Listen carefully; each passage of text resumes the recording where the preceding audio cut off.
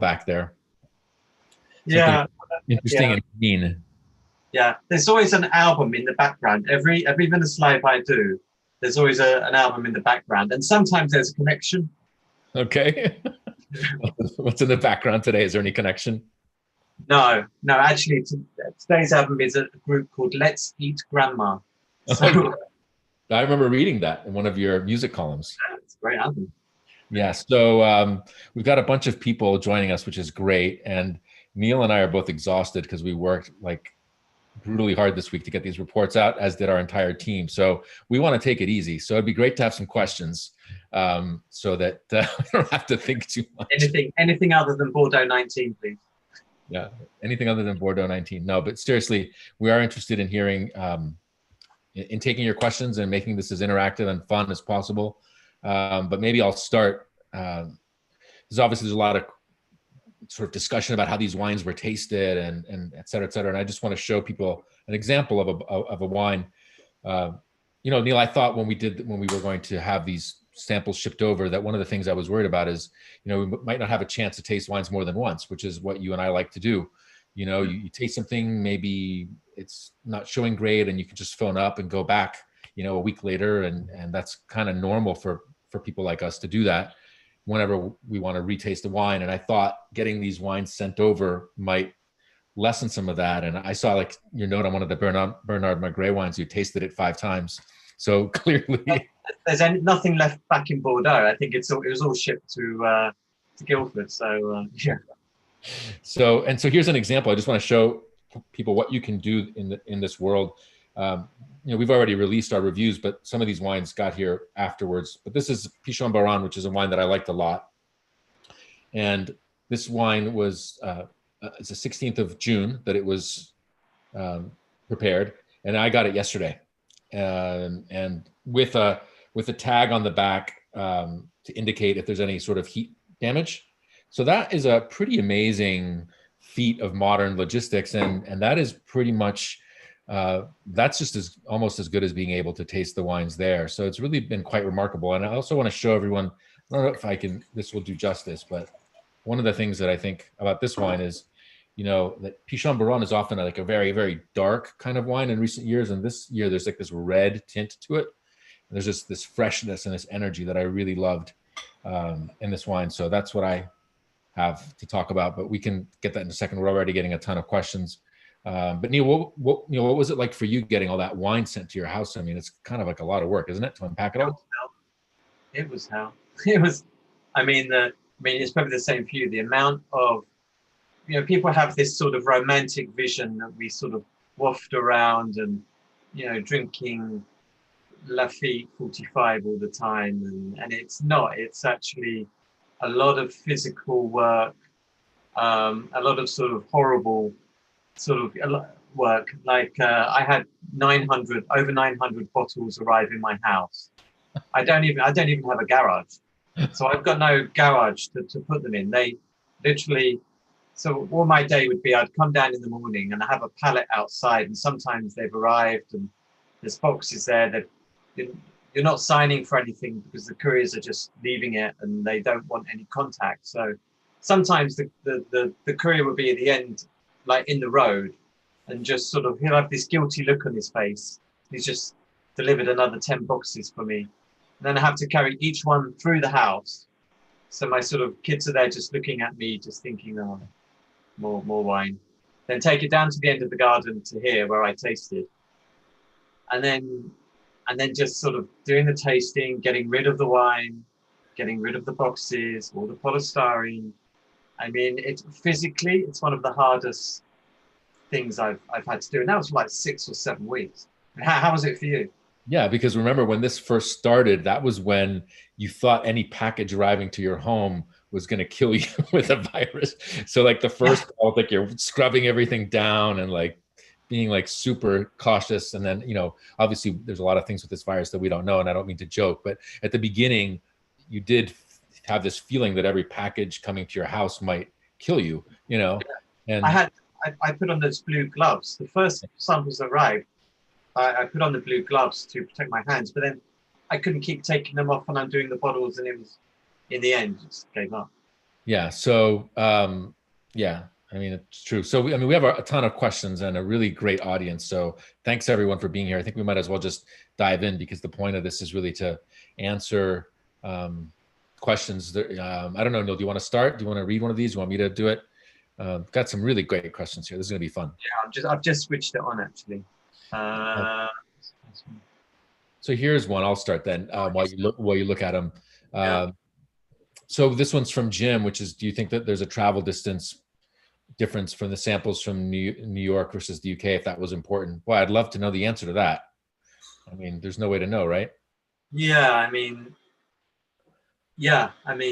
unless I actually fly to New York on the same day, like, you know, it's a shame there isn't Concorde anymore, and you could sort of fly over to New York in 3 hours and taste on the same day the same wine. But no, I'd love to know. Yeah, obviously. I think my view is that the advantage that you would have in the UK is just that the wine can get to you faster. I don't think, it's still going in an airplane, it's still being moved, it's still an unbottled wine. I can tell you that here in New York, the one thing I was really grateful for is that the weather during the time that I tasted most of these wines was spectacular. It was, exactly what you would want. A lot of sunshine and sunny days and good pressure, and that's what in Bordeaux you hope for with barrel samples, because barrel samples are obviously very fragile. And so I was very happy that I had perfect conditions to taste the wines. And I think that if you can get the samples delivered that are fresh and you've got good conditions, that's about as good as it gets in terms of, like your atmosphere. And as I think we both wrote in our reports, I think one of the most fun things about this year is the ability, even though unpacking all the bottles, which I did every single box, every single bottle, every single recyclable thing I've done. And I'm behind because I have a garage, but it looks like it's unpresentable. But the advantage is, of course, you could go back to some of these wines, especially the more structured wines, and I don't know, something like Calan Segur or whatever, you can go back and taste it in 3 hours and 12 hours in a day. And obviously we can't do that in Bordeaux. So I think that was one of the great, I don't really want to repeat this experience, but it was really interesting, don't you think? Yeah, I found it was best to like open the bottle and then leave it for a little bit and not to taste it straight away. So a lot of the wines I opened first thing in the morning, and then I left them for like an hour and then started tasting. And then, like you said, yeah, for the, as many wines I could do, I would taste like, say, 6-hour intervals. And then you had the other advantage of, you're tasting other wines as well. So you could compare side by side. You just have Pichon Baron there. So Pichon Baron and Pichon Lalande, or two Pomerols, and that was really interesting. And so you could see how they were opening, and then you could just sit and think, like, how are they different, which one do you think has the most potential? And that's something that you can't always do in Bordeaux, and that was actually really enjoyable, I have to say. And it was I could take inside and maybe pour a little bit for my wife and say, what do you think of that, just completely blind, not say what it was. And that was actually quite interesting as well. Which one of these do you prefer? Yeah. So that was quite interesting, and yeah, that was fun. Yeah, cool. No, for sure. So I'm going to pick a question. Okay, while you do that, I'm going to grab a bottle to show everyone. So I'm here. Yeah. Let's go down here.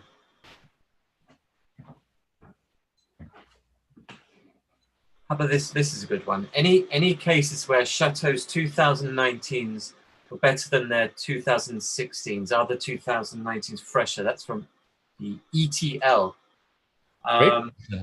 That's a really good question. And I think that's one of the things that when I was tasting, I'm really focused on 19. All I'm thinking about is 19. Then afterwards, that's when I start thinking about other vintages, And I think the 16-19 comparison is a really good one, because 16 came along and it's a sort of benchmark vintage, and everybody loved it. And then the 19s come along, and when the new vintage comes along, it's always sort of sort of hyped a little bit as this is the best ever, and then all the previous vintages are suddenly forgotten, like the 16s. And then I think you as a sort of, you know, as a professional critic, you have to step back and then ask that question, you know, are these 19s going to be better than 16s? And personally, when I reflect, I think the 16 is going to be better vintage. And I think one of the reasons for me is that 16 has had more of those wines that just made me, what's the word, just sort of time stopped. And I just sort of, that's, you know, having done this for a long time, after sort of 20 years, you think that's the greatest I've ever tasted. And that didn't happen so many times for me in 19. It's not to say there's some really amazing wines, but that was one factor. And also I thought between 16 and 19, maybe 16 is a more consistent vintage. I thought 19 is not quite as consistent. Once you go away from the big names and go to the lesser terroirs, there are some great wines there and great value, but it's not as consistent as the 16 for me. What did you think, Anthony? Yeah, I mean, that's what I wrote. You know, it's always, you're right. You're focused on a vintage, and you do sort of, you know, get really into it. And then, you know, for me, as I wrote in my article, there's just this feeling when you're tasting a great vintage where it's like, there's just this, I can only describe it as this incredible visceral thrill, this excitement. It's like you taste a great wine, and then you taste another wine and it's great. And then you taste another wine and it's great. And you taste another wine and it's great. And for me, when I'm traveling, especially, a lot of times, you know, like at the end of the day, I'll have a hard time just like going to sleep, because you just, I mean, for those of us who love wine, it's a beverage of incredible pleasure. And when you get to taste wine after wine after wine after wine like that, it's almost like sensory overload. And so that, when I'm thinking about a great vintage in any part of the world, there's this feeling. And in 19, you know, as I wrote in the article, when I think about wines from recent vintages where I was really wowed, it was just a little bit short of that. I think what makes it complicated, though, to answer the question, is that you have a lot of estates. You know, Bordeaux is a place with a tremendous amount of innovation, and which I also talked about in an article a couple of years ago. And I think the places where the wines are better in 19 than 16, it's because there's something happening that is different from the past. And this is where a pure discussion of the vintage is complicated. So an example of wine that I think is better in 19 than 16 is Trollang-Mondot. And the reason for that, though, is because there's been a massive style shift. And so 16 is the last vintage made the old way. 17 is the first vintage made starting in a new way. After a couple of years, you know, you really start to see that manifest itself. And, you know, that's not necessarily the vintage, you know, the vintage, the sunshine, the rain, the temperatures. That's not the vintage. It's the actual philosophy behind the wine, I think, that's elevating that wine. And I think similarly, other wines that I think are close and maybe better in 19, Figeac is just extraordinary. I know you like Figeac 16 a lot, but I think 19 is going to be really close or possibly better. I don't like the word better because it kind of, there's this idea of competition, and wine for me is never competition, but like quality wise, where I think we could be really close, Figeac, and I think Conseillant too. I mean, I think Conseillant in 19 is just fantastic. Yeah. But that's another wine that just has, where there's a lot of it is this newer style of making a wine, and it's a stylistic shift. And so I don't think that those wines are better because of the vintage. I think those wines are potentially better because of a refinement in making wine and farming and all that stuff all put together. So I do think that we'll see some wines in 19 that are better than 16, but I don't think it's the vintage. I think it's the wines. Yeah.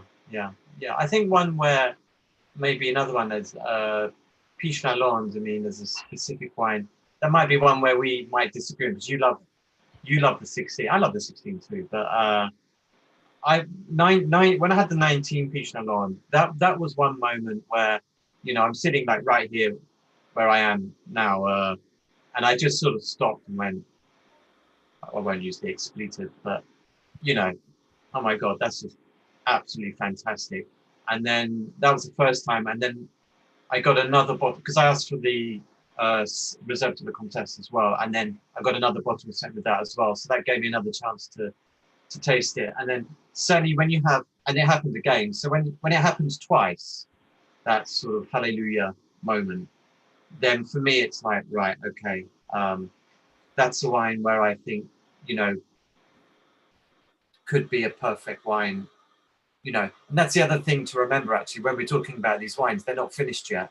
So we're conjecturing into the future. So you have to sort of remind yourself a lot that although the samples these days are much nicer to drink than they were 15, 20 years ago, that we're sort of, you've got to think, what's this wine going to be like in 10, 15, 20 years time? And that's a different thing to just enjoying the wine now. Yeah. I think sometimes that's forgotten a little bit. Yeah. So, but yeah. Great. There's a lot of great questions here. Yeah. Here's one. Could Neal expand on his creamy comments, referring to the tannins he encountered in his tastings? Creamy. Did you hear that a lot? Creamy. This, I mean, the creamy is a word used for a lot of winemakers. Said. Yeah, I mean, but I think it's a textural thing, right? Like in an espresso, there's the crema. You know, there's this voluptuousness to the wines that, you know. I think the interesting thing about 19 is that you have qualities that you don't often find in the same kind of wine. I mean, usually you associate that creamy texture with warm vintages and opulent wines. And of course, one of the things that makes 19 so interesting is that you have that along with freshness, along with really high tannin levels. You know, there's a big discussion always on our forum about alcohol. And, you know, I always say that, you know, that numbers are really to understand a number, you have to have the context. And if there was an interest on IPT levels, for example, instead of alcohols, you would see that 19 wines have really high tannins, but you don't taste that at all in these wines. And that's, you know, one of the fascinating things about it. So yeah, the 19s have this creaminess, which is a voluptuousness and a texture like you might get in a sauce and cooking or an espresso or that kind of just voluptuousness. That's what I think. That's what I mean when I wrote that. What was your intention?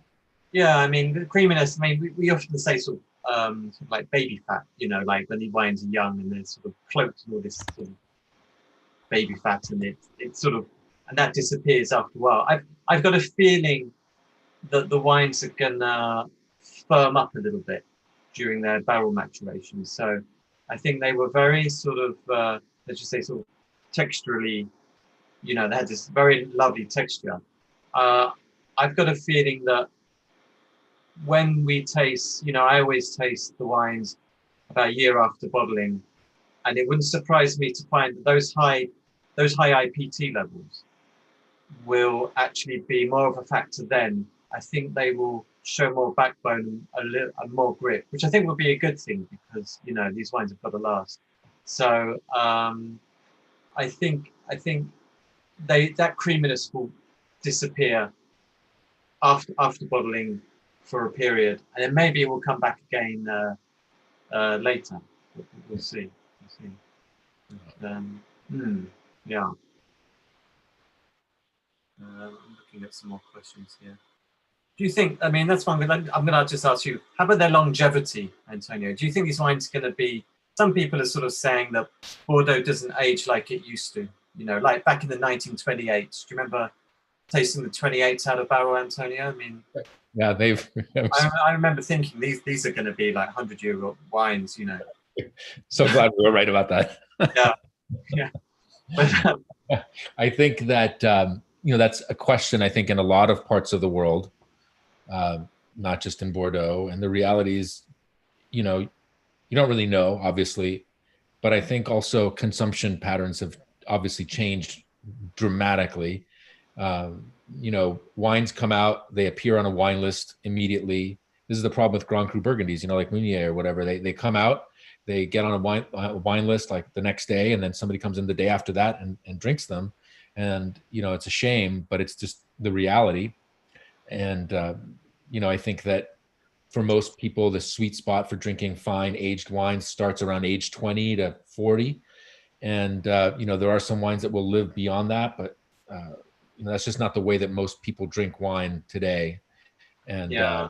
everything is different. I mean, everything is different in the world. Nobody drives the car that they drove in 1928, or unless you're a collector of, antiques and things like that. So it's always a tough question to answer. I think these wines will have plenty of longevity for 99% of people in 99% of cases. It's always wonderful when you taste that wine. You and I had that wine together, the 1865, La Romanée at Ligier Belair in 2015.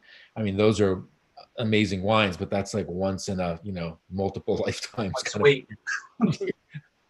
So, I think they'll age fine. They'll age.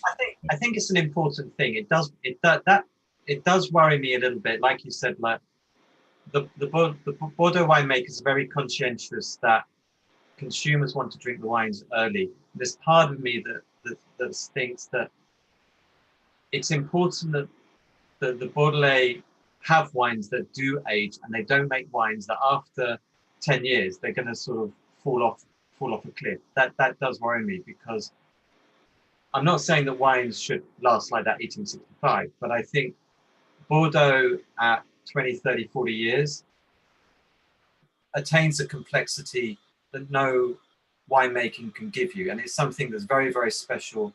And it's the one region that's made in good quantity, so that if you want to go back and drink a mature Bordeaux, it's pretty easy to do, because a lot of it is made. And there's very few wine regions like that. And if they do make wines that are, at their peak after 5-6 years, then they're going to lose something that distinguishes Bordeaux from all the other regions in the world, and people it will lose its uniqueness. And that's something that worries me a little bit. That I understand that you have to react to what consumers want, but then sometimes you've got to say, well, you just got to be a little bit more patient, because otherwise we're going to lose the part of Bordeaux that previous generations have enjoyed. That is drinking mature wine, comparing, the 82 against the 85, or the 89 against 90, which is, the fun part of it. Yeah. So I do worry about it a little bit. Yeah, but I think we've sort of started to see a pullback, especially on the right bank, with where the wines were 10 years ago, they were super extracted, 9 and 10 being like probably the peak of that. And now there's just like, as I said, I mean, this is the left bank, Pichon-Baron, but the wine has this red color that I don't remember seeing in this wine, in a long time. And I think that there is, I think, an effort to make the wines today with a little bit more freshness. And the alcohol in 14 is lower than in 19, and the alcohol in 19 is lower than 9 or 10. And I do think that there is a desire to sort of find that middle path where the wines do give you a certain amount of appeal, but nobody wants wines that are dead at 10 years old. And you can taste wines from 2005, from 2009, from 2010 on the right bank, pretty important names, Pomerol and Saint-Emilion. They're already a bit tired, and they're a bit tired. They had a lot of oak. They were picked really ripe, and people taste the wines. It's one of the differences of Bordeaux and other regions, is that if you want to study a problem like premature oxidation in Burgundy, one of the real challenges is that there's like no wine. So it's almost impossible to put together comprehensive tastings and to actually study the wines, because there's just not much production. But one advantage Bordeaux has is that the volumes are on a completely different scale. And so people do have a chance to taste these wines more often, and therefore, form opinions and then make decisions. And I think that's actually an advantage. I think that's actually where some of the reports like we do in Vinous, like the what's called the Southwold tasting, or in Burgundy, the Bergfest tasting, they're really good for finding, pre-mox in Burgundy, or how much cork taint. When you have like a big sample of wine, so you're spending 3 days tasting 200, 300 wines, or even more, then that's actually a really good opportunity to see, well, how severe is the problem? Is it getting better? Is it affecting a particular appellation? Mm-hmm. So that's why when I do those reports, I will mention the faults that I find, because I think that's useful for consumers to sort of read that report and think, well, maybe I should better be careful, or maybe that's something I should look out for, or even for the winemaker, they read the reports, especially if it's blind. Yeah. And you're picking out something that maybe they don't see. So, yeah. Yeah.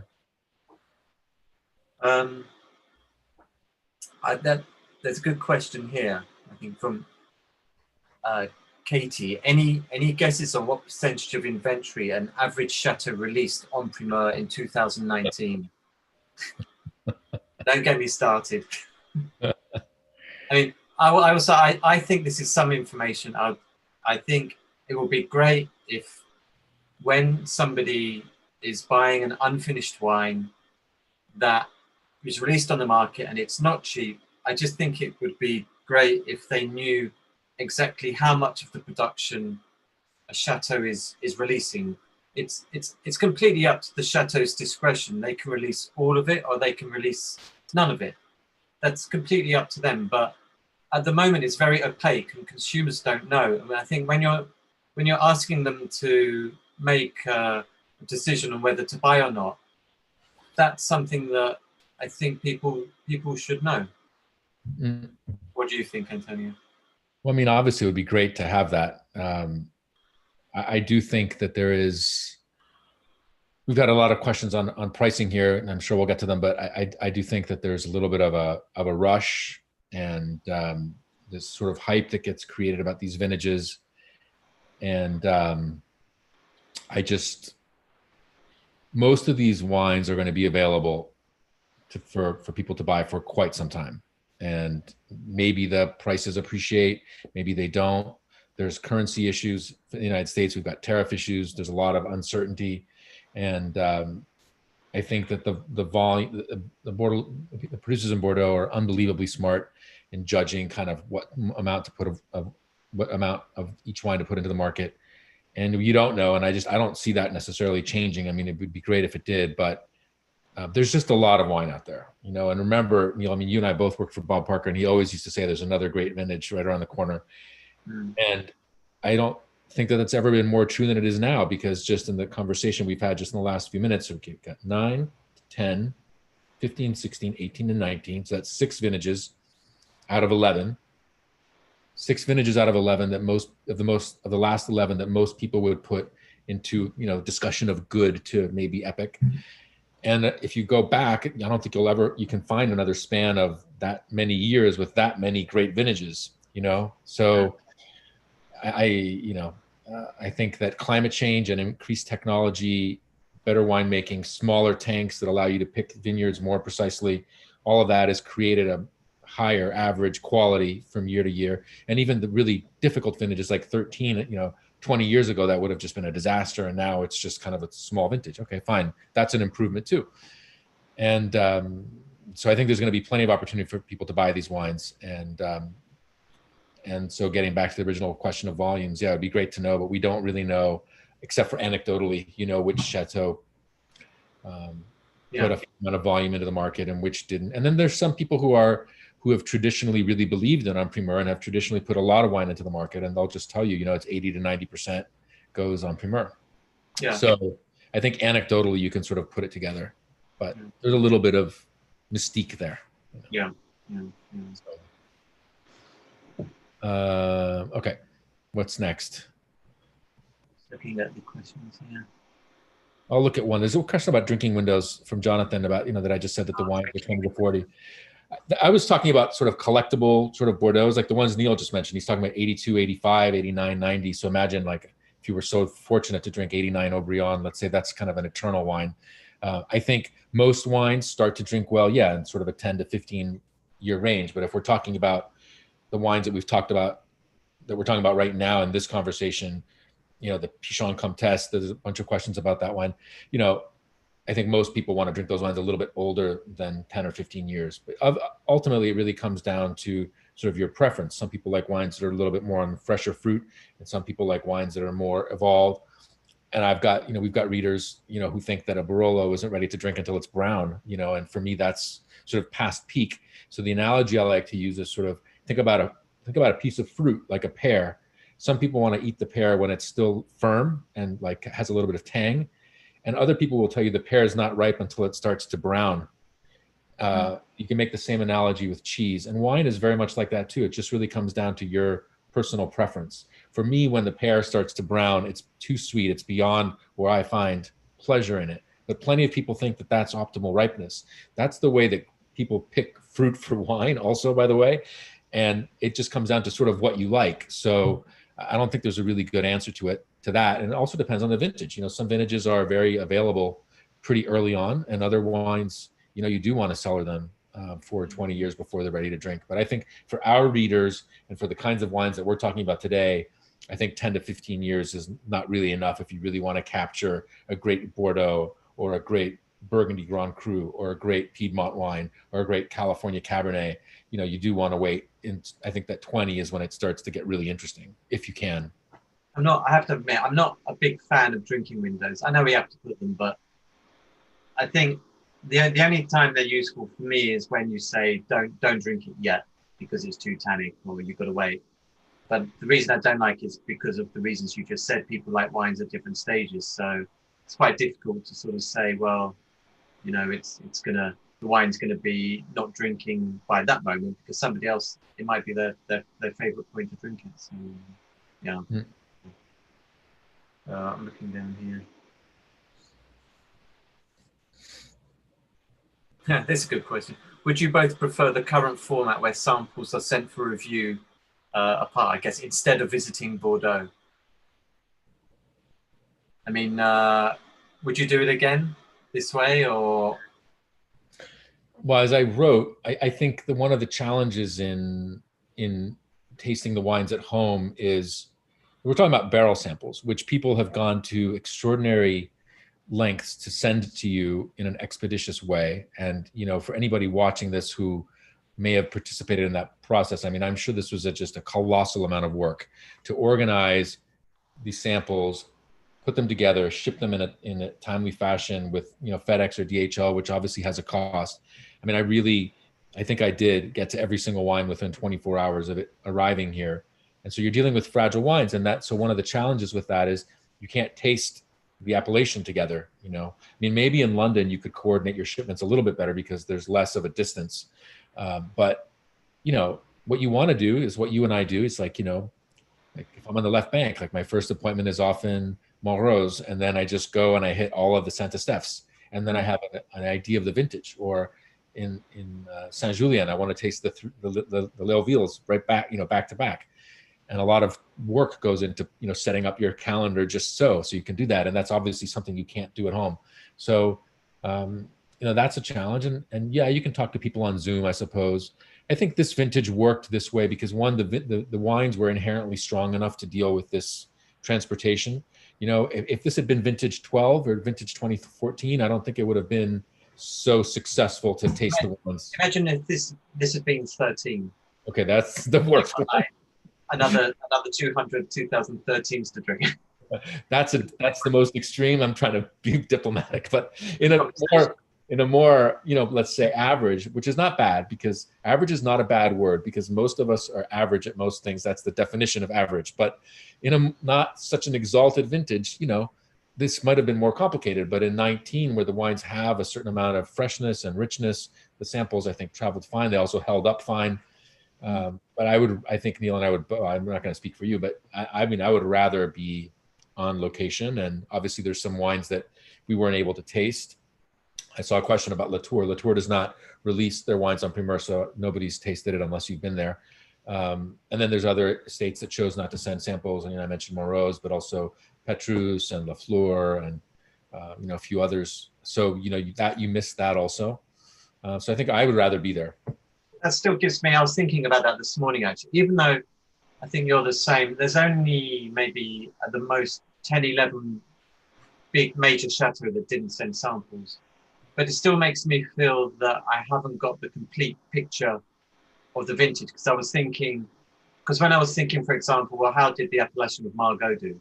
But then we neither of us think tasted Parma or Rosenseggler, so it makes me think that I need to taste those two before really, although it's only two wines, they're important wines, so I kind of want to taste them before I can make a definitive sort of judgment about it, really. So I you know, I tasted a lot more than I imagined at the beginning. At the beginning, I mean, it was like a sort of 7-8 week process where I went from having a trickle of bottles and until I was getting, you know, 100 bottles a day and 12 cases a day. So it sort of suddenly changed. So it was sort of long process. Yeah. Yeah. Yeah, we're missing those. And, you know, Rozan-Segla is another estate like the sister property Canon, where you've got a shift in winemaking in the last few years. And the quality of the wines is only partly driven by the vintage, but it's largely driven by kind of a new philosophy. And so, yeah, I mean, that's an important wine to taste in Margaux, Rozan-Segla, and neither of us did. So I'm sure that, I mean, I don't know about you, but obviously I can't wait to be able to go back and I think that's one of the questions that I saw earlier, to go back as soon as it's possible and fill in those gaps. And it'll be interesting. Yeah. I mean, I'm hoping, I mean, we don't know how things are going to pan out. I would love to go back in sort of around September to fill in the gaps and just sort of, that would be quite interesting because you've got the next vintage coming up at the same time. And, yeah. But we have to see how the travel is. Some more. How about rising estates? William Lawson sent this question. You have some rising estates in common, La Font-Rocher, Mayennais, Saint-Pierre. What estates would you consider the most improved in the last 5 years? I think that's good. So, Saint-Pierre, just sort of zoning in on a couple. I think Saint-Pierre, I remember when I started in the wine trade 20 years ago, and Gloria Saint-Pierre were the sort of very rustic. They were very, your typical sort of don't touch this wine for, you know, 20, 25 years or something. It was quite rustic and a little bit dry on the finish. And now they're kind of super sort of very refined Saint-Juliennes. And I think for me, especially Saint-Pierre has been the real sort of almost revelation over the last few years. And it's great to see. And, you know, prices are still fairly reasonable for that. So yeah, those are owned by the same group, which is why, you know, we often refer to that. I mean, people may be wondering why those wines often get referred to sort of in the same breath, and that's why. Yeah. And I think Mayennais is the same as well in Saint-Estèphe. I think Mayennais is another chateau that, you know, is sort of was a little bit overlooked for a while, and now is doing some really good, make really great wines. And there is an article coming up on Vinous very soon. I did a vertical. It was my last trip before lockdown. And in fact, Mayennais was my last visit before lockdown. I went from Mayennais to the flight, and then that was it. The last thing I did was a vertical of Mayennais, which is all written and ready to go. And it's quite interesting, sort of what's happening there. That's coming up soon. Yeah, and Grand Puy du Casse is pretty changed also in style. Same winemaker. Yeah. Yeah, so that's one.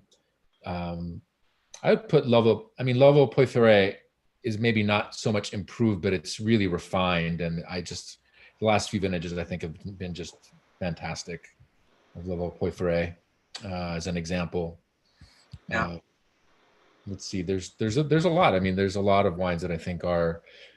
We talked about some of them before, where maybe it's not. There's a question of improvement, and then there's also a question of, you know, sort of stylistic shift. But, you know, I think Calon Segur has improved a lot. I think Phelan Segur has improved a lot. And there's just, as I said, I think it's one of the most exciting things is that I think about wine is that every vintage is different. And while it is, I'm sure, very frustrating to be a winemaker because you only get a chance to make a wine once a year, by the same token, when you make a change in a wine, you can see it right away. I mean, for example, before we talked about Trolong-Mondot, the difference between 16 and 17 is very marked. And it's not just the vintage, it's just the whole change in philosophy. And then over the last couple of years, that's just increased even more. But I think there's quite a few wines that are, I mean, there's always evolution, right? And it's fast. That's what makes this job fun. When you show up, you don't know what you're going to find always. Yeah. I mean, there's always the sort of, it's the surprises that sort of give the most satisfaction in a way, irrespective of whether it's a famous name or something. I think for me, one of the things I did like is finding some of the small names. You know, often I don't know the chateau. I haven't heard of it before, and it could be like even like a Bordeaux Superior. And you know, a lot of these smaller wines, they're not. You know, people forget that a lot of these wines aren't actually offered on Primeur. They're not going to be released until they're physically available. We get sent the wines because they would like an opinion, and it helps them if they do get a good review. Then it can be they know they're, you know, they're going in the right direction, I think. But sometimes it's really nice to you know, when you look at prices, you look at the difference in price between a first growth and let's say a Bordeaux Superior. It's incredible. You know, you've got one selling for hundreds and hundreds of euros, another that is one of the bargains in the world, I think, you know, selling for a handful of euros. But actually, I always think in terms of quality, you know, you take the best Bordeaux Superior you can find to just a good Grand Cru Classé. The difference in quality is actually, I'm not saying it's very, very small, but it's certainly not as much as the price implies. But then I think that's our job to single them out. So, you know, I had one Chateau Mouton Blanc, which I gave, I think, a 91, 93. Never heard of it before. But it's kind of nice when you sort of get these wines and you think, there's a great little wine, and, you know, hope it does well, because, you know, that's the real sort of Bordeaux. You know, there's over 10,000 estates in Bordeaux. It's not just the 200 at Primeur, you know. And that's the kind of, as I've written before, the lifeblood of Bordeaux. Yeah, no, it's for sure fun. I think another estate that's improved a lot in the last few years is Giscourt. Yep.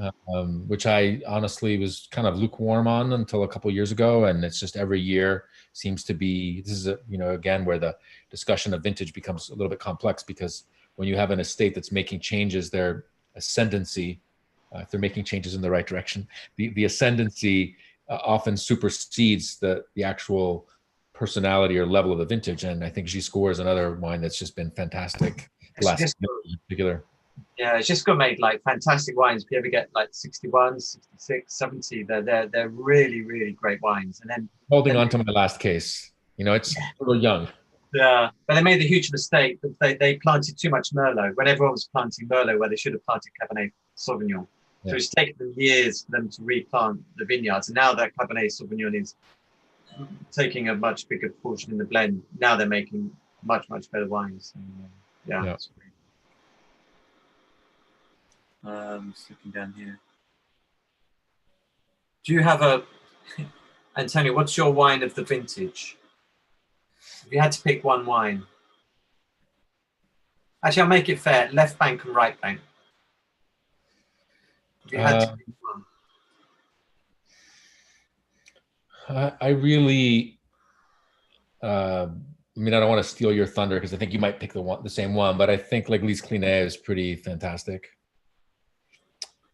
Yeah. You know, and Figeac, I'd say on the right. There's something about L'Église Clinée. You know, it was one of the things I wrote in the article was that we're tasting the wines about 2 months later. So when a wine is 8 or 9 months old, 2 months later is actually pretty significant relative to its life thus far. And maybe that's because of that, but I just felt the wine was unbelievably harmonious. And sometimes on Primeur, the wine can be a little bit more, you know, I don't know the right word in English. Another word in Italian, scontroso, a little bit more difficult. And the en Primeur sample was just so like sophisticated and polished. And so that's hard to know. Is it the 2 extra months? Is it the vintage? You know, it's not really easy to tell, but that wine was fantastic, I thought. I remember with the, that was the last time I saw Denis Durantou, the winemaker. And I remember I saw him in September last year. And he sort of just said, I'm happy with the 2019, which for Denny, who was always critical of his wines, meant that he thought it was absolutely fantastic. And yeah, I agree. It's a really, really great wine, and obviously very sad because it will be always remembered as his last vintage. But yeah, that's a great wine. So I'd say probably that on the right, those on the right, and then on the left bank, you know, I don't know, maybe it was just a a fruit day or something, but I just thought Margaux was just unbelievably beautiful. Chateau Margaux. Sometimes, you wonder, these wines, they're so famous, they're so expensive, they have such this exalted reputation. Is it really justified? And I just thought that wine was unbelievably pure and elegant. One of the things that happened with Chateau Margaux is that, I wrote about this also, but the first set of samples that they sent got stuck in customs or something, I don't know, whatever, but they arrived like really late. They arrived after, I'm pretty sure they arrived like the day before the ones that I actually tasted for this article. But basically I had the samples that were fresh, as I explained before, basically, taken on a Monday, shipped that night. They're in New York 2 days later. Like those are the ones that I wrote about. But then I couldn't resist the temptation of opening the older ones just to see. And I was quite surprised. But I just thought Chateau Margaux was exceptional. Those are my 2 or 3. What about yours? I think, for me, it's pretty obvious. On the left bank, it was Pessac-Léognan. I think we've already sort of mentioned that. I think Nicolas Glumineau, the winemaker there, has done a fantastic job there. And that was the wine that sort of just had that extra. It's not even a sensory thing. It's something different, that really made me think that is the sort of Pessac-Léognan they've always threatened to make for the last 10 years. And I thought it was absolutely fantastic. So that would be my left bank choice. The right bank, of course, the Église Clinay was fantastic. I did love Clinay as well. I thought Clinay was really a really great wine. And Figeac again. I mean, Figeac are doing amazing things at the moment. Pomerol at Appellation, I thought was pretty strong this year. And then considering that neither of us tasted what you might call the big 3, Petrus, Lafleur, Le Pen. So we've still got those to come up. So I'm fascinated how they're going to taste when eventually get around to them. But I thought Pomerol was very strong. I did love Vieux de Certain. I don't think it's the very best I've tasted, but I thought that was good. La Conseillante was fantastic. Yeah, there was a question about VCC. I tasted a couple of Pomerols that I really, before we get to that in a second, Jeff asks about VCC, but before we get to VCC, there's a couple of Pomerols that I found a little, not problematic is too big of a word, but they didn't really do it for me. One was L'Evangile, which I just thought was kind of heavy and unfocused. And then La Fleur Petrus, which Christian Moex told me. It's funny. I mean, not because he told me, but he sort of mentioned that he sort of joked that the chemistry is more like Napa Valley. And but I mean, I just felt that wine was maybe lacking some energy.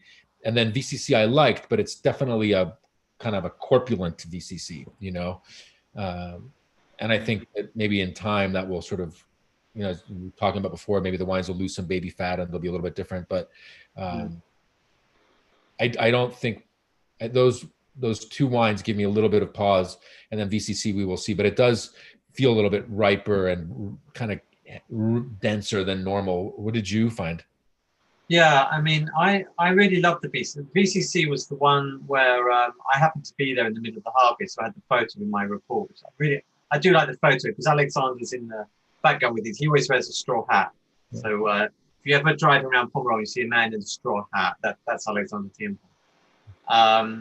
And so that was when we were sort of in the middle of the harvest. I was actually there to taste the 18. So, but I thought, I mean, I love the sort of. I've always loved the right bank wines with a good proportion of Cabernet Franc and Cabernet Sauvignon. So I really loved those. Another wine, actually, just remember, I did love Trotanoy as well. I think Trotanoy is like l'Église Clinay in that it's never the most flattering wine at this stage. It's one of those wines you have to sort of really sort of think about, and those are wines where you have to use I think for me, you use your experience of tasting year after year, and you remember the years where maybe it didn't taste so good in barrel, but then fast forward 10 years, it tastes amazing in bottle. And I think that's one of the things that you can only learn doing it year after year, those sort of the Fleur is another one where it's a wine you sort of have to understand more out of barrel, rather than a wine that just tastes fantastic. And so I think there was a few like that I think are going to become amazing in the future, but maybe not quite so. VCC, I think, is maybe one of them. Yeah. Yeah. How about in Saint-Emilion? We already mentioned Figeac. How about things like Pavie? I mean, Pavie is a very different style of wine now. I liked it a lot. Yeah.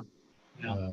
I mean, I think there's quite a few questions here about sort of lesser known wines. And I think that a wine I like a lot in Saint-Emilion that I don't hear talked about very much is L'Arcis-Ducasse. I love the elegance.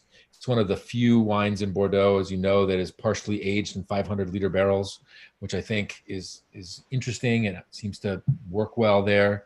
I'm not saying that every wine should be made like that, but it just seems to be very well judged for that kind of wine, for that wine. And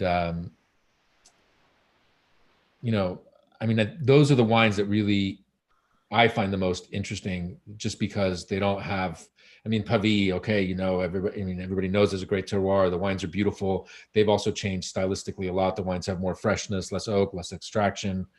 Has a certain price. Pavie should be great, you know, but I am really excited by the wines that are in that mid tier that don't necessarily, they may not be as collectible, they may not have appreciation so much, but they're just wines that sort of a regular person could still buy and, you know, open on a Tuesday night if you feel like it. And, you know, and I think L'Arcis-Ducasse in Saint-Emilion is a wine I love a lot. I also love the recent vintages of La Gaffelière. I think they've really come along. That was one where I think we both agreed on. I've been a little bit, sometimes I've had La Gaffelière and it hasn't really done it for me. And this was actually, to be honest, it was the first La Gaffelière I've tasted a barrel where I thought, yeah, that's a wine that's reflective of its terroir. And that was one of my most exciting wines, actually, because I've been tasting it for many years, but I haven't tasted a La Gaffelière that excited me as much as that wine from barrels. So I'm really sort of looking forward to seeing, you know, more of these kind of wines from La Gaffelière, because it's amazing terroir. Yeah, that's one of my I think favorites. And then this is one. This is the bottle I went to grab a few minutes ago. I want to show everybody. This is a wine I really love. It's Millery, which is the Saint-Emilion of the Manoncourt family, the owners of Figeac, and it's a tiny production. I think maybe like 3,000 bottles. And this 19 is maybe a little bit more voluptuous than the vintages that are immediately preceded, but that's a perfect example of a sort of under the radar wine. And it's one of the wines that I love. There's a question here about, you know, which wines we might be buying. That's one that I adore. I find it very singular, unique, and, you know, I'd love to say we could take the Concord and buy cases of Pavie, but, you know, we need to sell a few more subscriptions before we can do that. In the meantime, you know, it's in the wines I think in the middle tier that are really exciting, and there's a ton of them in Bordeaux, and that's one. L'Arcis I mentioned, but, you know, we both really love Bourgneuf, which I think is just absolutely delicious in 19. And there's so many wines like this. Brenner du Cru I thought was just beautiful in 19. Just a little more voluptuous and just gorgeous. But Brenner du Cru is always one of those interesting ones because, like, you know, I know them really well, and I've been a little bit critical in the past. Not critical, but I've been a bit moderate in my sort of scoring. I've never gone crazy for a Brenner du Cru, put it that way. And then, yeah, maybe again, this was the first Brenner du Cru where they were always a little bit lightweight, a little bit very classic in style. That's its style. But this was the first one where I thought it had more weight, more concentration, which is I know what they wanted to do. And I thought the 19, they really achieved that, which was great because I like that style of wine. And so it's got more weight, but it's still keeping that classic style. So, yeah, Brenner du Cru, I thought was a really great wine. Yeah. I'm just going to show what wine I'm drinking, as you showed. Yeah. One of the things is that after weeks of tasting Bordeaux, the last thing I really want to do is taste another Bordeaux. So I've opened a Burgundy. So I'm drinking it's actually really nice, a Von Romanet from Michel Nola. And I can't tell you how delicious this very pure Pinot Noir tastes. So I'm sort of off tasting Bordeaux for a little bit because I'm, you know, moving on to other things now. I mean, this is one of the things for me. It's like you're in the zone writing and tasting, and then when it's finished, then you just want to move on to what's the next thing I'm going to do. So like I've just finished one on port, and then I'm on to English sparkling wine, and then I think I'm on to Chablis, something like that. So I sort of immediately forget about Bordeaux. So I don't know if you're the same. But, I try, but I think being a little bit further away from you, I still have a bunch more wines coming. So there's going to be an addition to my Bordeaux article. I'm getting samples too. Yeah. Yeah. So it'd be nice to be able to, I think, sort of fully wrap a bow around it. But I think that the reality is that there are so many great wines being made in so many regions in the world, and we want to be as comprehensive as possible. And so that often entails publishing, 90% of your notes and then coming back a week or two later and adding things. I mean, I've got a bunch of articles that are going to get little additions of, 20, 30, 40 wines just because of release schedules or shipping. In the case of Bordeaux, it's all about shipping and paperwork and stuff. But for me, it's not quite over yet. And but it's okay. I mean, I think it's, when I look at my house right now, I have like famous fridge.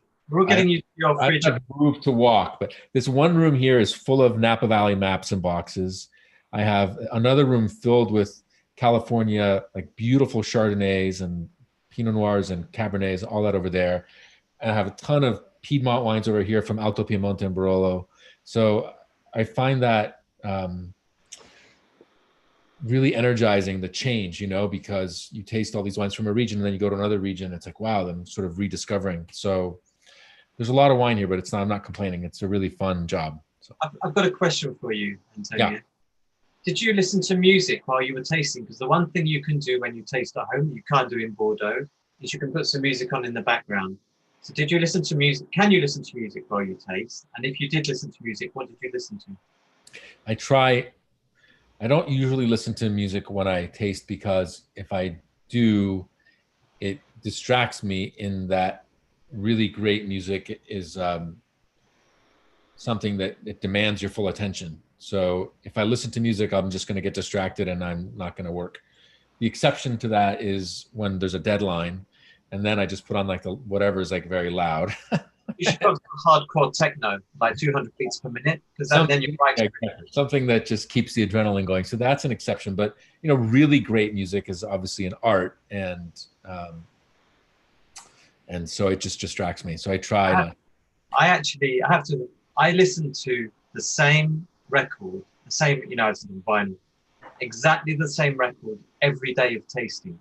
So like you were saying, I don't want to be distracted. So I'd come down here and I'd put on exactly the same record so that it switches off. It's just in the background, but I found it quite relaxing. So, yeah, which was actually classical. I wasn't listening to. I read Mozart. Yeah, a bit of Mozart. Yeah. I am cultured, sometimes. You're very cultured. Okay. What else? How about Jeff asks about Aubryon and Le Mission. What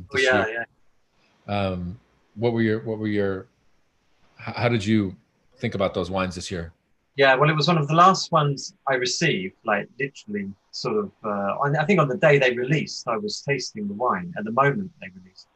And it was the one wine where we came back at the beginning, we were saying, tasting throughout the day. I tasted at the beginning of the day, and then at that point, La Mission blew me away.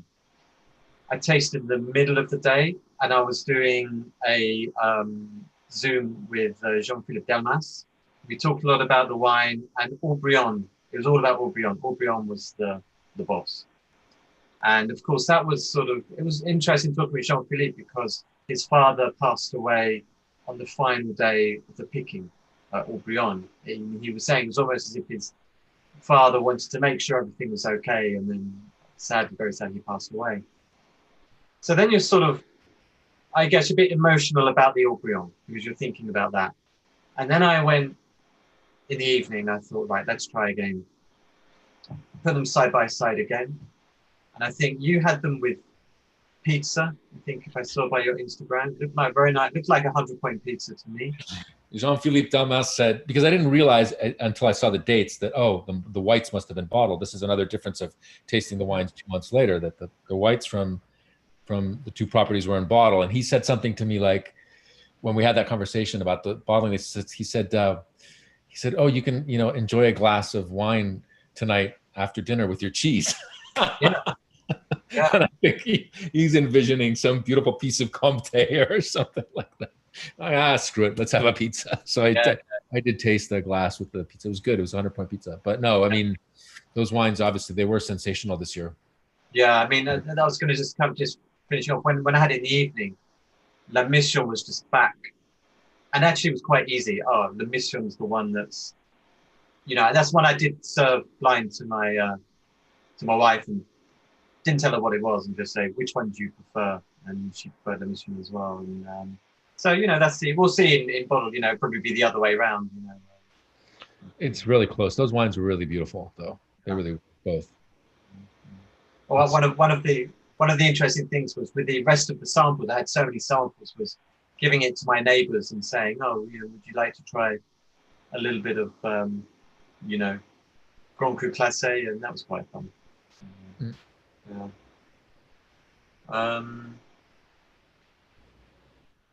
Lots of questions.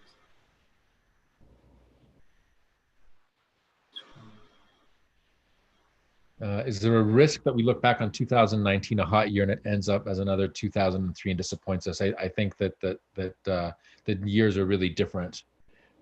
2003 is not just that it was hot; it's that you didn't have any breaks from that heat. It's very unusual. I don't think there's been another year like that quite the same way. What grapes need is the alternation of daytime of warmth in the daytime and cooler temperatures at night. And that was a year with, as I recall, 40 uninterrupted days of elevated temperature without any respite at night. I remember being in Italy, like you'd go out to dinner and like your wine would go from being cellar temperature to undrinkable literally in a nanosecond. And so that's a very extreme vintage. And that we haven't had, that was a year where a lot of people were dying because of heat. People were dying because of heat and so on and so forth, not to get too morbid, but very different from 2019. But, what we're tasting right now are wines in the barrel, and Neal and I will both go back to Bordeaux. We taste these wines completely independently. So I don't really know anything about what Neal thinks about any of these wines until I read these articles, and we don't talk about them at all or coordinate anything. So you have two different sets of views, and you'll have the same thing with the wines in the bottle. And the wines in the bottle is where you really know, because that's the wine that you can actually go buy. And so what you're tasting right now is a snapshot. It's like looking at a baby and trying to understand what they're going to be like when they're an adult. It's not necessarily so easy. And the real verdict, I guess, quote unquote verdict, will come when you taste the wines in the bottle, and that's the wine that you can buy. And the reality is that a lot of the market in Bordeaux has shifted to wines in the bottle for various reasons. We'll take a whole other hour to explain, but in the bottle we'll know if those wines are disappointing or not. I think it's a very different vintage from 2003, but I never really liked, and I was never a huge fan of 03 to begin with. It is good in the northern Médoc, sort of Steph-Briac, but I was never really a huge.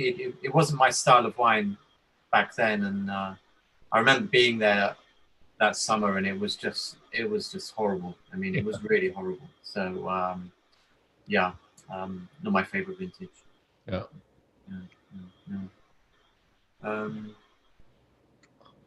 Let's see what else is there. Music questions.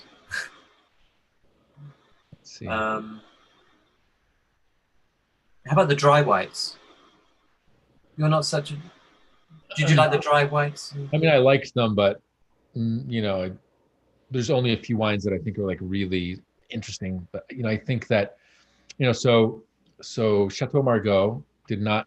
They sent their reds, but they didn't send the white. And Yeah. the reasons they didn't send the white is that they didn't think they thought it was too fragile. It wouldn't travel well. So obviously, I don't know if that's true or not, but that's what happened. That's why that wine isn't reviewed. And so I just wonder if, um, that's where, if I have a question about the samples, perhaps it's definitely not on the reds, but I have more of a question mark about the whites, because I just, I thought they were good, but they weren't great. And there's a few exceptions.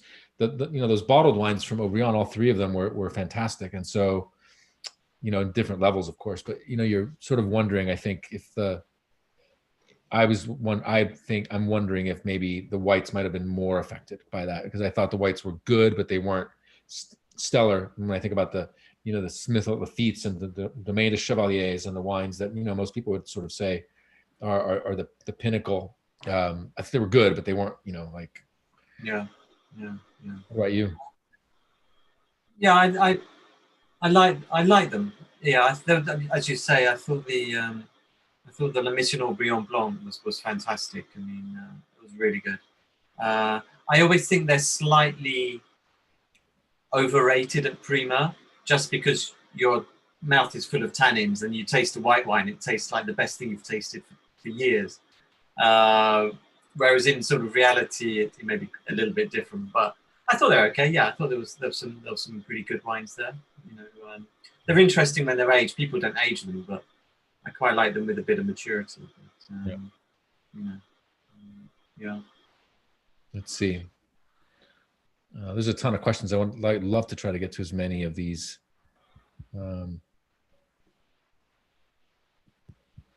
As many of these as we can. Neal, do you ever feel that a certain style of music makes the wine taste different? No, is the answer.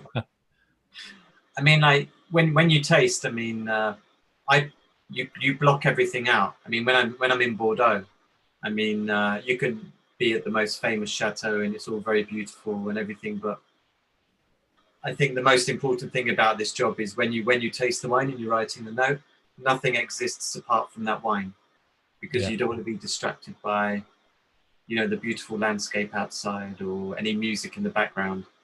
I've got a really funny story about that. It's nothing to do about Bordeaux. I'll save it for some another time. All right. Well, there's a question here about the format of bottles. I think this is a great question about 375s versus full bottles. So I'm going to tie that into Du Cru as well, because that's one where we disagree on, and I think that a lot of it may have to do with the format of the bottles. But basically, most people shipped to me full bottles, which I vastly prefer. I mean, of course, look, you get these boxes and you unpack them and you're thinking about the weight to ship them, the glass, the wine, the packing. Of course, you think about these things, but there's just, to me, no question that en primeur samples are much better in a 750 than a 375. That's true even when you're in Bordeaux. I mean, there's some places where they almost always have half bottles, and the full bottles are just different. So almost all the wines I tasted were from full bottles. And I just think the reality is, if you're going to go to the trouble to ship samples of your wines halfway across the ocean or to UK or to US or other places, besides New York, I just think it's better to ship the full bottle. It's just the wine is just, it's much better for the wine. It's much better for the taster. The result is going to be much more accurate. So almost all of them, Hugh, that I got were full bottles. And the most radical example, though, the difference from that was Bruno Bory, Du Cru Bocaillou, who sent 4 wines in a 100 milliliter glass, like a bottle, which what they did was they bottled those wines for all of the samples on the same day, put them into a little box, and 2 days later it's in New York. The box weighs next to nothing. It's beautifully designed because it's Bruno Bory. And so cosmetically, just stunning presentation. Brilliant idea to get, because that way you can get wine, I think, into the hands of many more people, and it's the carbon footprint for each sample is less, obviously. But when I tasted the wines, I just thought that they were hard, and even with a lot of air, even that, 3 hours later, 12 hours later, a day later, days later, I didn't really observe a meaningful change. And so that's what I wrote. But when I think that that's the bulk of the difference between what I think about these wines and Neal thinks about these wines is probably that. So that's the one exception of wines shipped in a 100 milliliter bottle. And I think it's a very smart format, though. And my guess is eventually somebody will figure out how to do that in a way that is less intrusive to the wine. But right now, I don't think it's quite there yet. But anyway, mostly bottles. What about you? Yeah, I mean, that was very interesting. I think I had them in half bottles, if I remember correctly. And yeah, I do agree with you. I think I do prefer.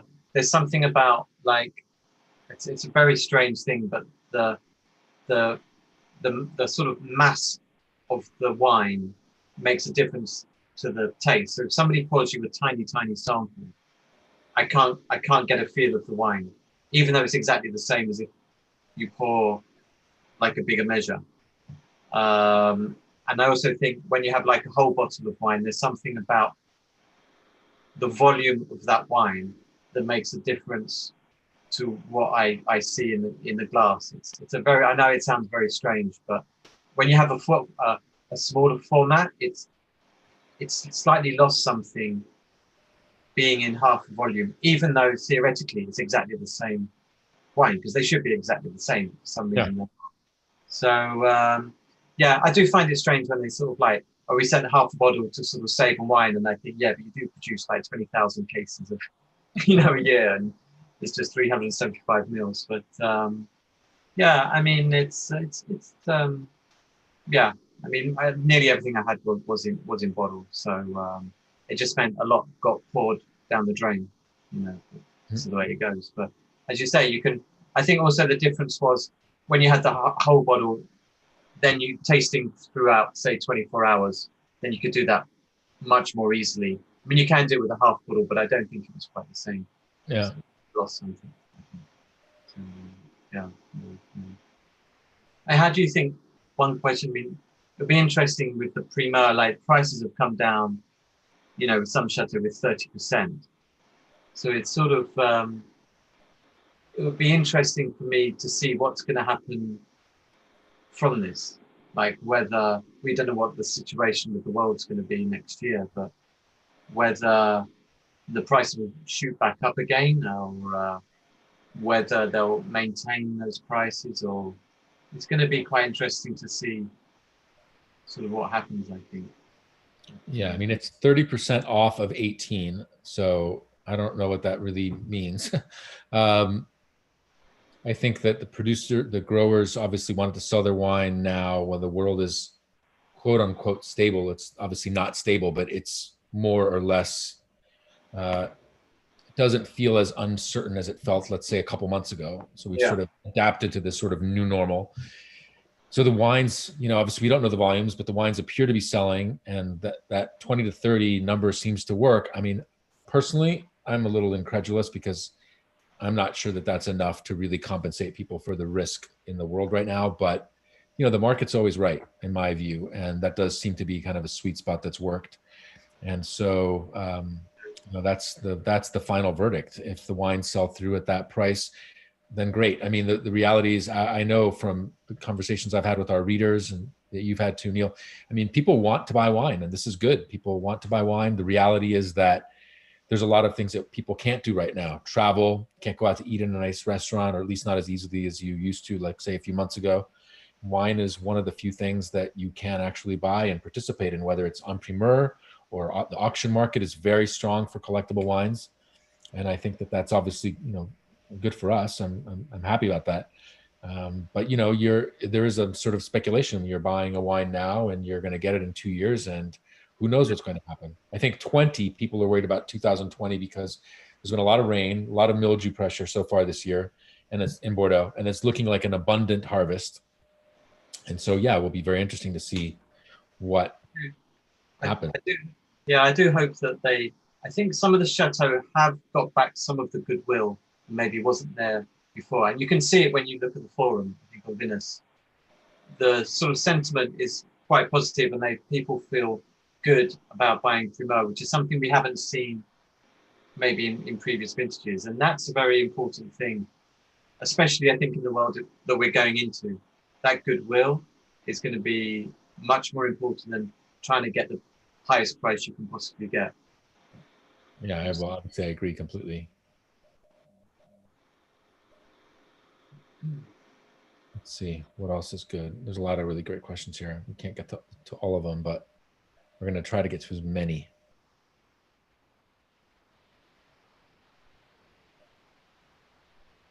I'm going to ask you a question.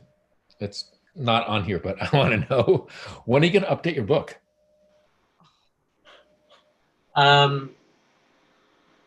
Yeah, I'm starting to tinker, put it that way. Yeah.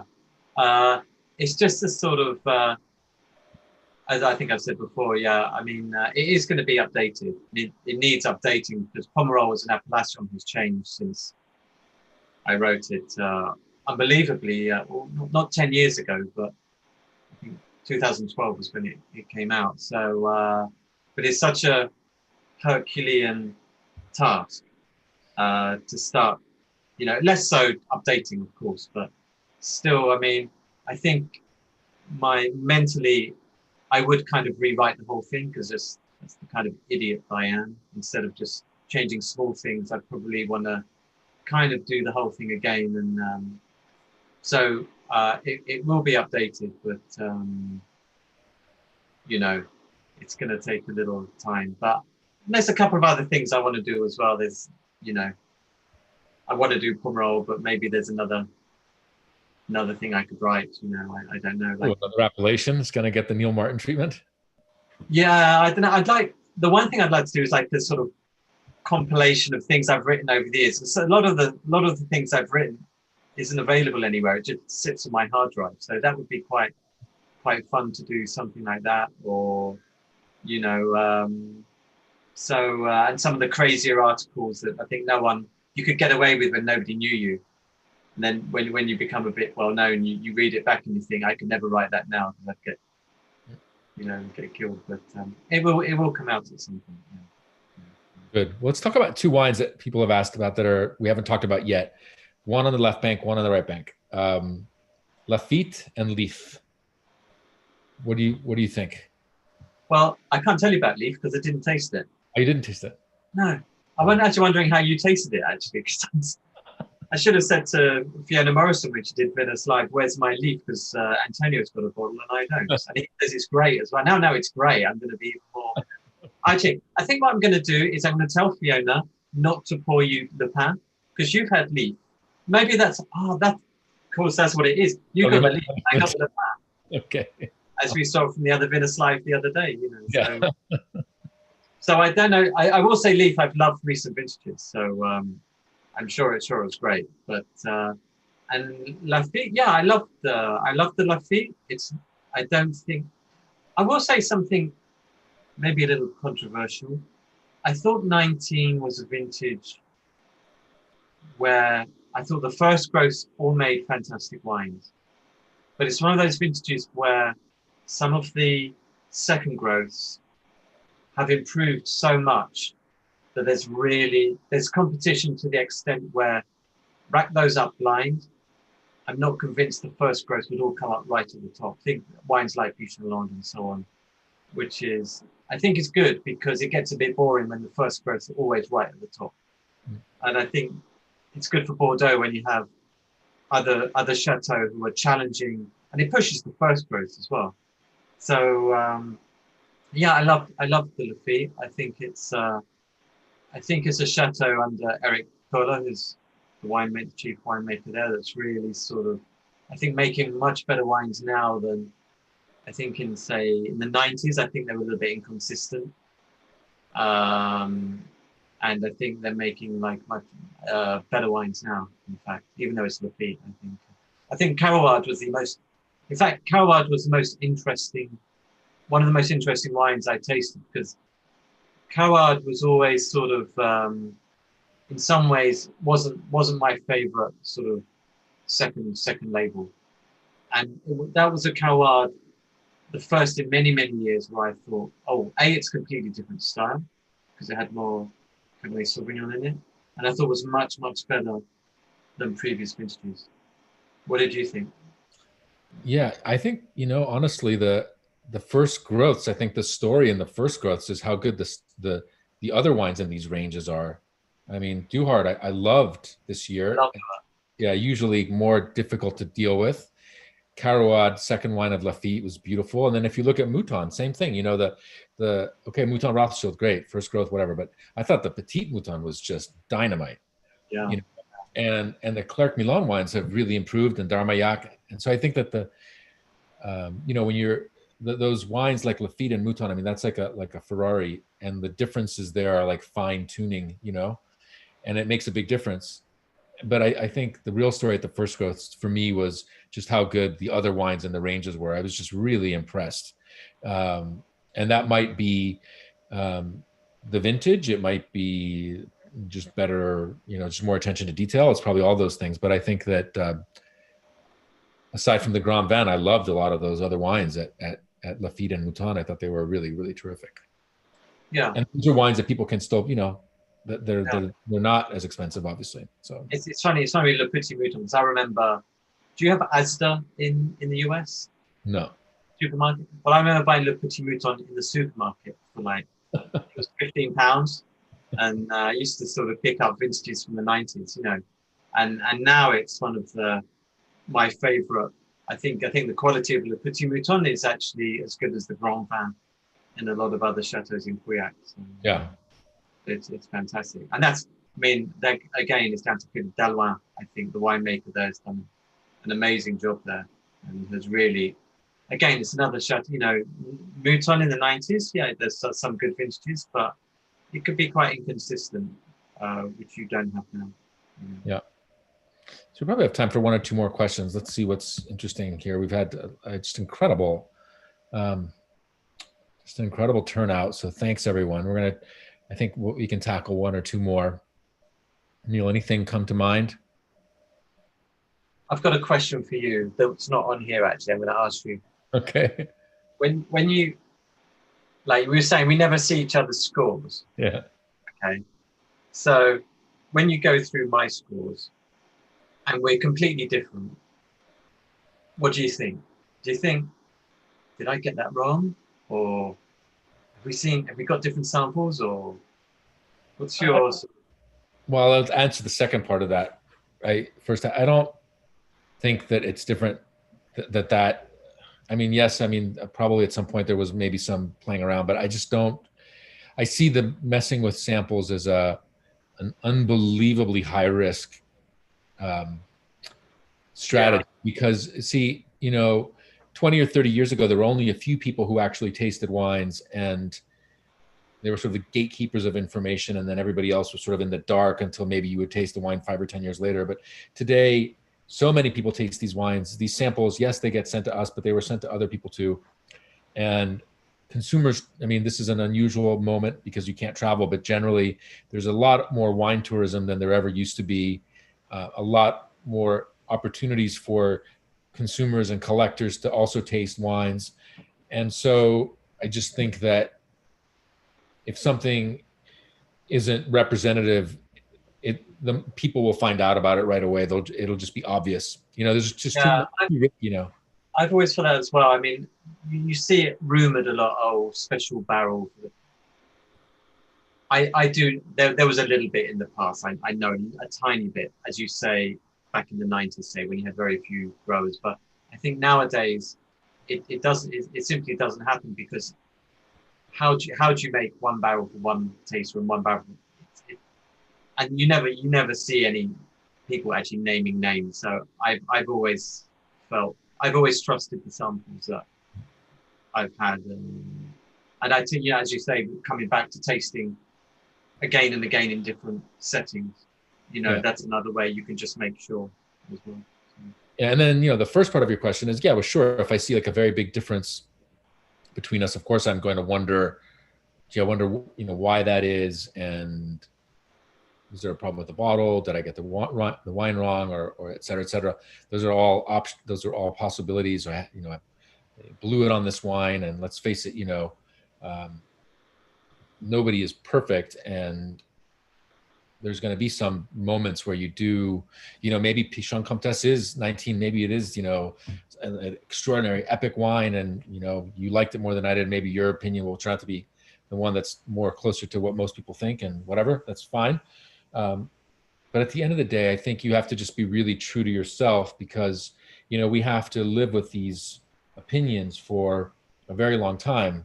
One of the other things that often gets said about critics is that we like to give these high scores to bring attention to ourselves. And, I'd like to take this opportunity to say that nothing could be further from the truth, because if I loved some wine like that I gave a really high score to, like 2015 Canon or 16 VCC or whatever, 16 Pichon Comtesse, and somebody went out and bought that wine because of that, and then I see you like in a restaurant drinking one of those wines like that, I get so nervous. My heart just goes like, because I don't want somebody to be disappointed. So, Neal and I mean, we have to live with these scores forever. So for a long time. So, I might see that there's a disagreement, but I'm going to leave my review because I know that that's what I really thought in that moment, and we'll see in time. But I think it's very dangerous to second guess yourself. One of the favorite quotes I love on tasting wine is from Lalou, Bise Leroy, who always says you have to trust your first instinct and your first impression, and that when you start to think about it too much, that's when you make mistakes. So I really go on the first instinct. And sometimes people will say, well, don't you need time to deliberate about a wine and blah, blah, blah. And my answer to that is no. And the reason, I'll give you some examples. If you ever watch a surgeon look at an x-ray, they put it up and immediately they know what the deal is. It's not, they don't have to look at it for 6 hours. Or people say my tasting at the chateau was 3 hours. That's ridiculous. You give a surgeon an x-ray, they look and they can tell if there's a break or not. They might have to think about what they're going to do about it. That might take some time. They know right away what the issue is.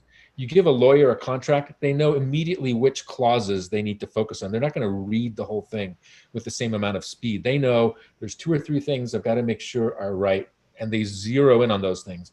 And for us, tasting wine is like that. It's like what to look for. And so therefore, for me, it's like you trust your first impression, and then, of course, you think about it as you write your note and the context and the blend, and this wine has a lot of Cabernet Franc and all that. Great.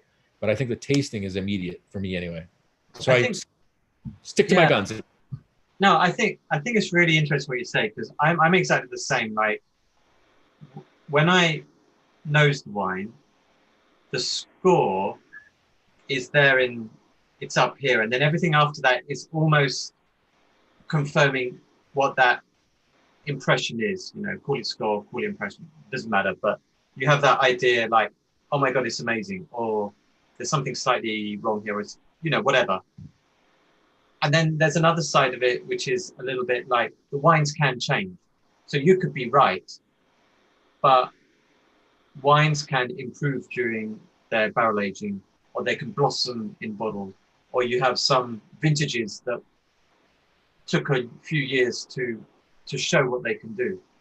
So I think for me, like the score should reflect that sort of evolution. And I remember I remember talking about La Fleur with John Armitt when I was writing the book, and he said like how the sort of the life of a wine is sort of a little bit like a sine wave. It sort of goes like this. You can catch it when it's going up, and it goes down, it goes up, and it's down. And so that's where I think it's kind of good to sort of, whereas 20, 30, 40 years ago, as you said, we both worked for Bob, and you'd have a score, and that would be the definitive statement, this is 100 points or whatever.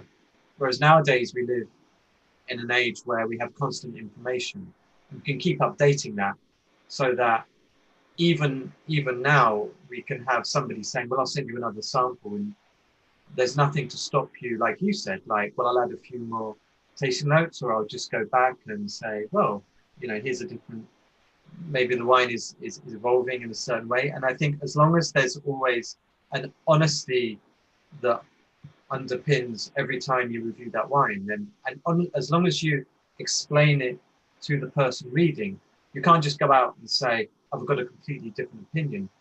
For me, you've got to say, well, here's an interesting wine. It seems to be absorbing the oak really well during its barrel maturation, or it's going through a done phase and so on. As long as you explain that, then the reader's getting the full picture of the wine, hopefully. Yeah, and it's obviously the score, but also the obviously all the context, right? Yeah. Well, I think that's a fantastic way to wrap up. I mean, it's just been, the turnout was just insanely fantastic. So thanks to everybody who tuned in. Thanks for all your questions. Thank you, Neal, for not asking me anything embarrassing yet. No. I'm gonna save it for next time. Some other moment. And thanks for all your feedback. You know, anything you want to see, shoot us a note. Anything you think we can do better. Obviously, we're always focused on that. And I'm just going to pour a glass and wish everybody a very happy weekend. Thanks for tuning in. Cheers. Cheers to you, Neal. Cheers. Thank you, Antonio. On your anniversary. Thanks, everyone.